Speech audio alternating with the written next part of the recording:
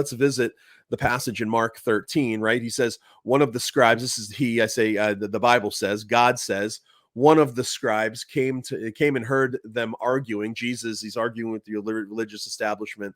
So scribe comes to him and heard them arguing, and recognizing that he had answered, Jesus had answered them all well, asked him, what commandment's the foremost of all? So he's asking him, what's the greatest commandment, right? And then Jesus says, and we all know the passage, the foremost, the greatest, the foremost is, Hear, O Israel, the Lord your God is one. And notice right here that he's quoting from the Shema, okay? And this is going to be important in a minute, but he's quoting from Deuteronomy 6, Jesus is. Let's get to that in a second. And then Jesus continues, right? The Lord your God is one. And then he says, and you shall love the Lord your God with all your heart and with all your soul and with all your mind and with all your strength. Then the second is this, he says, you shall love your neighbor as yourself. There's no other commandment greater than these. And there's the quote that we had, right? You shall love your neighbor as yourself. There's no commandment greater than these.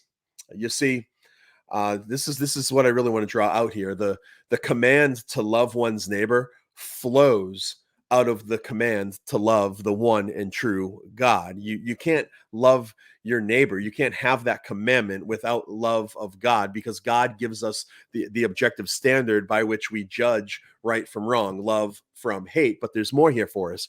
You see, Jesus, quoting Deuteronomy 6, is also telling his audience that the law is still in play. The question asked is about the law of God. Jesus is literally summing up the 10 commandments in these 2 commandments. Loving your neighbor is the law, but loving your neighbor is not the gospel, because the gospel is not the law. And many Christians and non-Christians misunderstand the law. Some think that when Jesus died on the cross, he did away with all of our moral obligations, and this isn't the case.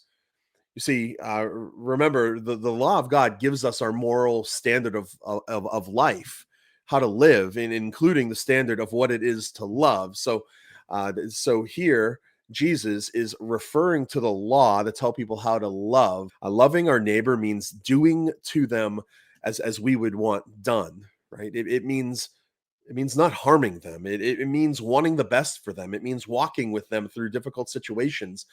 Jesus, in fact, said, greater love has no one than this, that one lay down his life for a friend.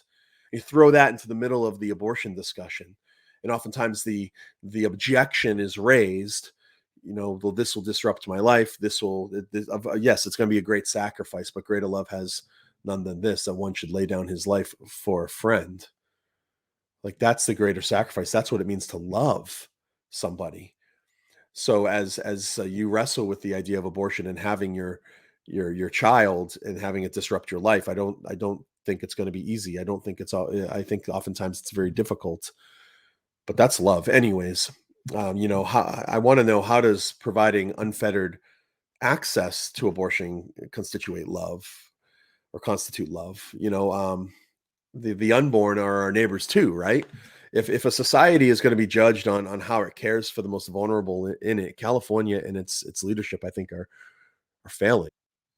People holding public office that feel like it's completely acceptable to take the life of an innocent human being at any time for any reason during the stages of gestation.